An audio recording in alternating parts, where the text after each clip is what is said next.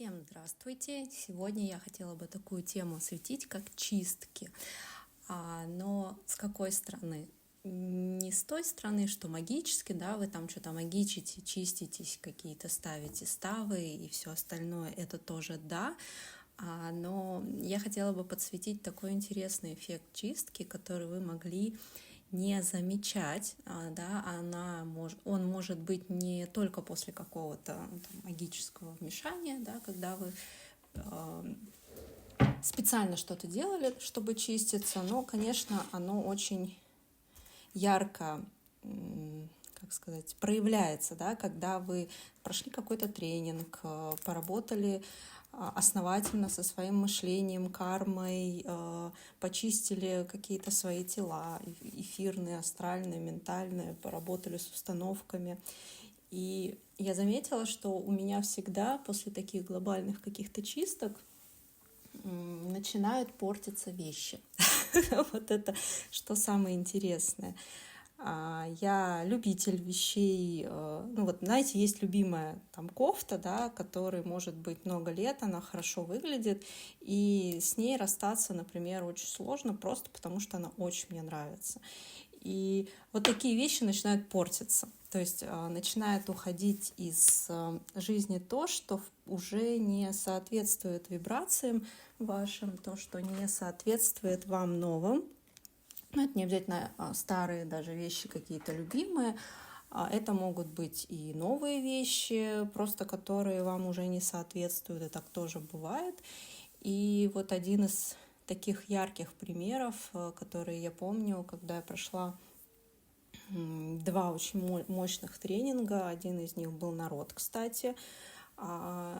Это тоже прокомментирую, потому что недавно выложила видео народ, и это тоже на меня повлияло. Я все практики, которые даю вам, я все их сама делаю.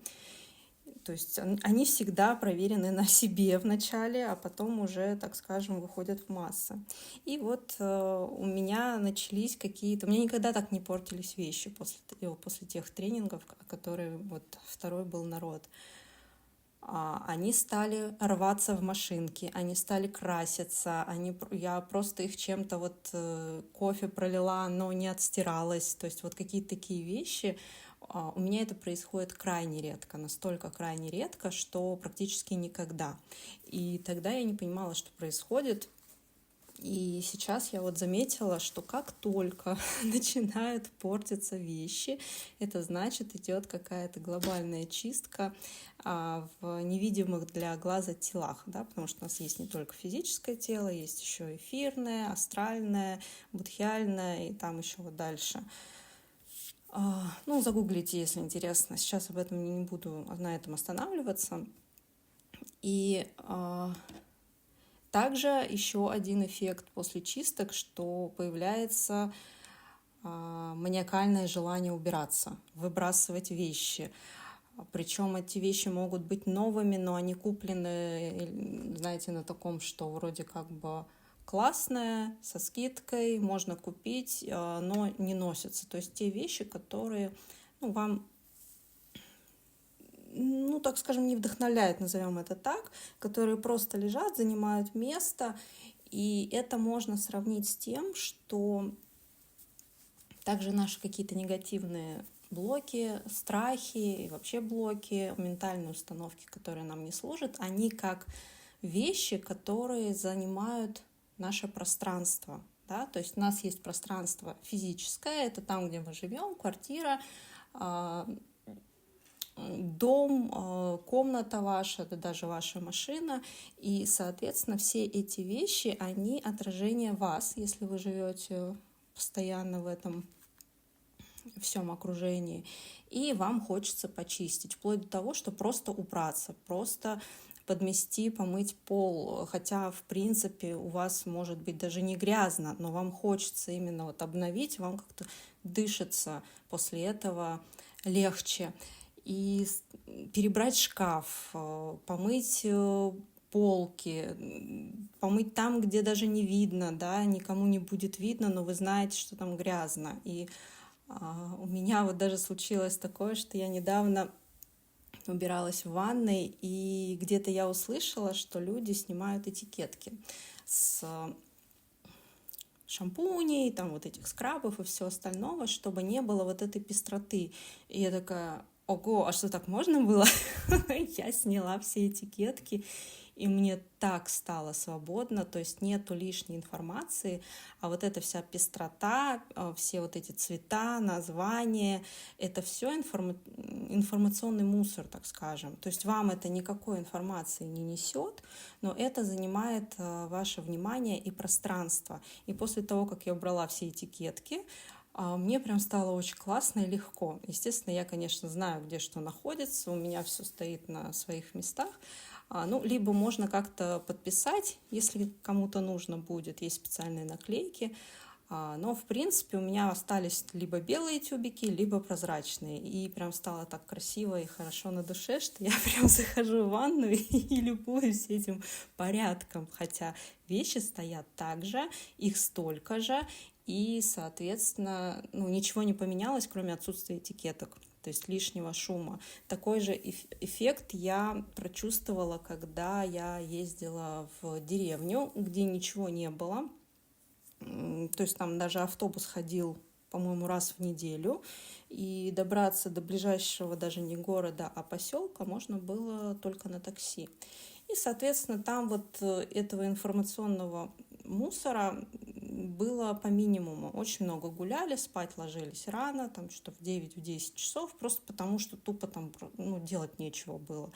И я помню, насколько я приехала обратно в свой мегаполис отдохнувшая, и когда я вышла из поезда, у меня мозг просто взорвался. Почему? Потому что это был еще вечер. Домой я ехала на такси, и вот это изобилие света, цвета, чего-то мигающего, шумы какие-то постоянные.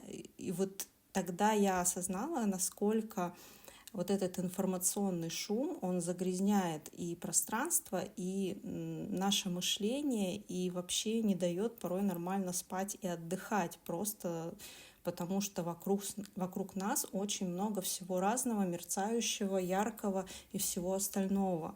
И со временем мне стали нравиться такие интерьеры, когда нету вообще цветов ярких, да, то есть это спокойные белые, светлые, бежевые, светло-серый, потому что он не несет лишней информации, особенно если вы чувствительны к окружающему миру, да, можете считывать информацию, то вам эта вся лишняя шелуха очень-очень мешает и засоряет. Почему такие люди, которые интуитивные, очень чувствительные, они любят заниматься чем-то ночью, какие-то инсайты приходят ночью, да те же расклады я чаще всего снимаю после 12, не потому что это какой-то вот спиритический ритуал, а просто потому что информация идет чище, потому что поток идет чище, нету вот этого информационного шума, потому что даже те же самые соседи, которые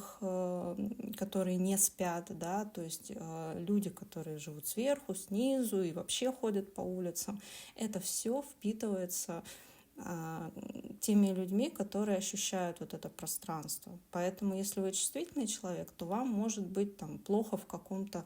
Вы зашли в новое здание, зашли в новую компанию, да, и вам стало как-то не очень хорошо, неуютно, плохо, там, значит, есть что-то интересное, в кавычках, так скажем.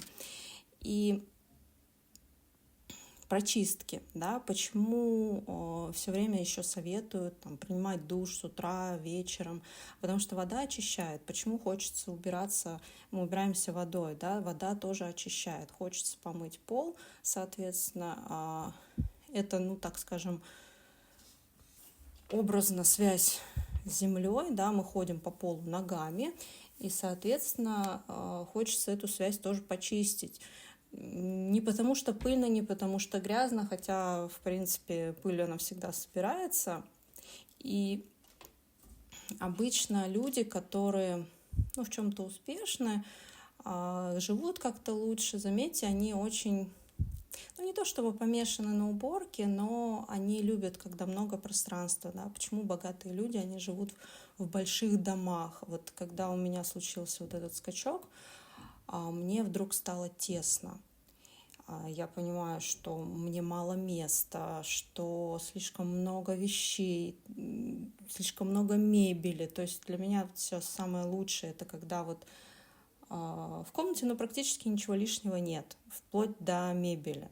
И чем больше каких-то вещей появляется, тем больше, тем тяжелее как-то в этой комнате становится.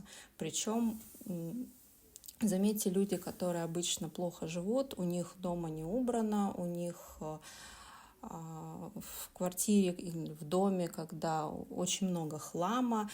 И это, в принципе, как говорится, внутреннее отражение внешнего и внешнее отражение внутреннего. То есть мы как и внешним миром влияем на себя, так и внутренним своим миром влияем на внешнее. Соответственно, если наши тела тонкие, они загрязнены какими-то страхами и всем остальным негативом, каким-то убеждениями, сценариями, кармой и всем остальным, то это обычно и во внешнем мире тоже определяется тем, что у человека много лишних вещей, очень много все заставлено, даже вот пройти, например, негде, очень много одежды, старой, новой, все вот перемешались люди-кони.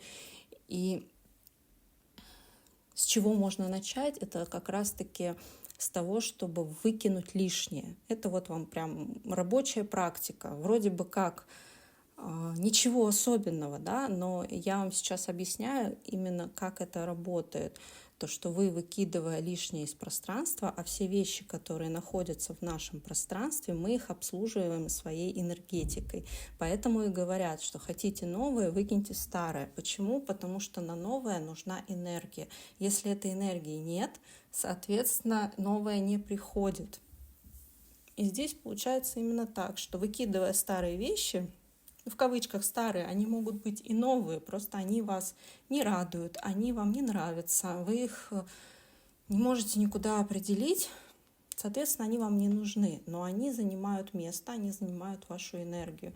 Соответственно, выбрасывая их, вы себе высвобождаете часть какой-то энергии. Конечно, есть практики, чтобы эту энергию подкачать, там, и все остальное, поэтому вот на тренингах это обычно делается, освобождаются, тем более от блоков, когда вот чистки делают. Зачем? Затем, чтобы освободить энергию на новое, чтобы подняться на новую ступеньку, нужен новый объем энергии.